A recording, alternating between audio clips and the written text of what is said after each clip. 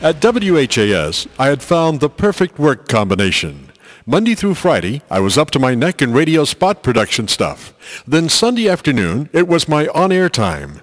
So by not being on the air every day, my Sunday show was special to me, and I tried to make it special for my listeners. In Houston, joy and jubilation. Our astronauts are in fine shape. Here at our studios, it just so happens that we have the father of the U.S. space program, Walter von Red. We'd like to ask you, now that we have you with us, what the recent announced cutbacks will mean to you, sir.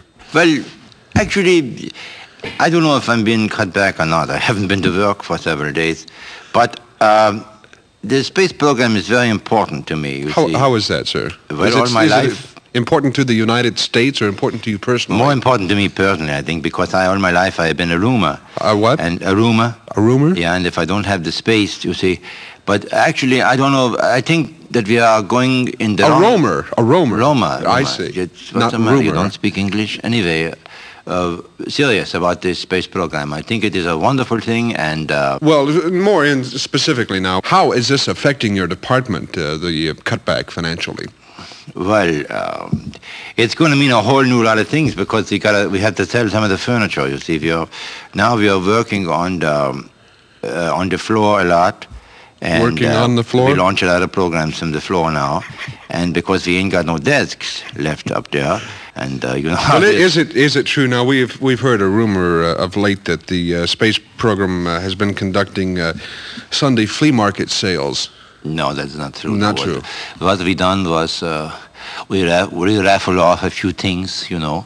They raffled off a few rockets, and one of them went to the ceiling and up to the other place. Did you give him a discount on that? The real problem, because you see it come up during a meeting in the boardroom there, and he didn't like it much, Richard, and so that just cost us a little problem. But we don't have no fleas in the place. No, we got to fumigate. We had a coolie once. A what? A coolie. But then we got good relations with China, and we had to get rid of it. Well, what's it like to be head of a giant department like the space program? I'm on per diem. Oh, excuse me. It's a wonderful. I wish that all I can say is, you know, since we lost, it's good to have a job.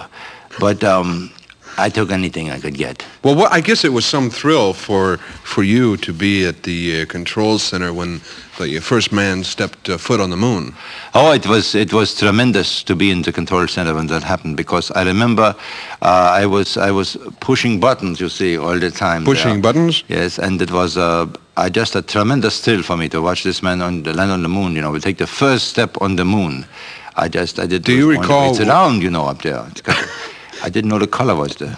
Do you recall what the man's the first statement was when the man stepped on the moon? Yes, I got a hole in my shoe. There's a rock, and it was a... That of course didn't get out to the nation. No, that wasn't what they said. He said something about one step, a small step for man, and a giant step for mankind. He didn't say that. No, that wasn't right. No, you probably wrote that in. No, it was a poor translator. I see. Yeah, they got a German to translate it who hadn't given up yet, and it was a bad thing, actually. Well, how long have you've been in the space program now for many years? Oh, I've been spacey all my life, I think. My mother said, well, anyway. How did you first become interested in space travel and spaceships and rockets? I got interested in space, I guess, was first, I don't know how many years ago it was. I was interested in space. Excuse me, sometimes I make a mistake and speak English.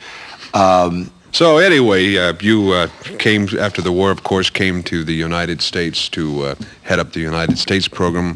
There are rumors about that too, that you were actually kidnapped. Oh no, that wasn't true. No. Well, how did the United States government manage to persuade you to come over to our space program? Well, at the trial, they said if I come over, it would be all right. So actually, I made a deal with them, you see. I sacrificed all my knowledge and my intelligence and wit in order to live a little. And because they had the chair warm and everything from the other fella. And I'm a fella never liked to sit down much. I'm always active, kind of. I see.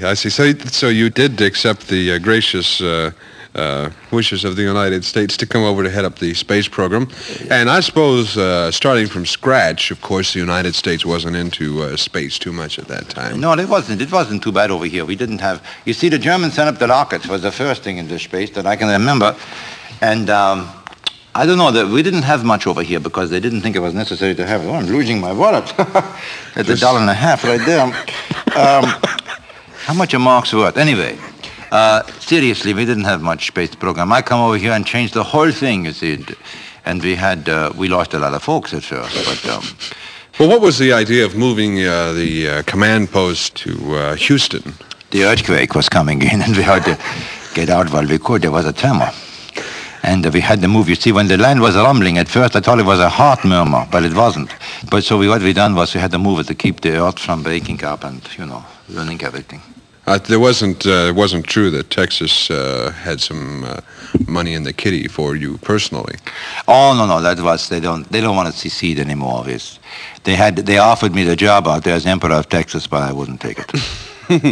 Yes. Well, thank you very much, Walter Von Red, for dropping by our studios. I know you want to get back to Houston. I know you have many important things to do there. But as you leave, I would like to play for you a song which I'm sure that will bring back old memories for you. Racing with the moon, high up in the midnight blue. And then like the moon,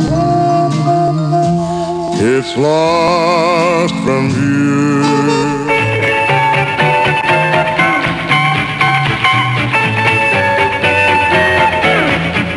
Somewhere there's music, I'll paint the tune. Somewhere there's heaven, high.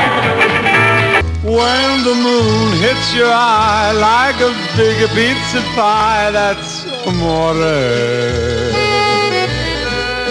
When the world seems to shine like you've had too much wine, that's amore.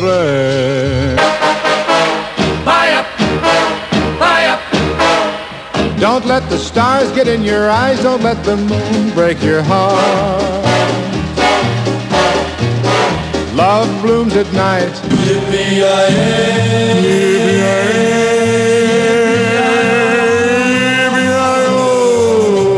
The ghost riders in the sky.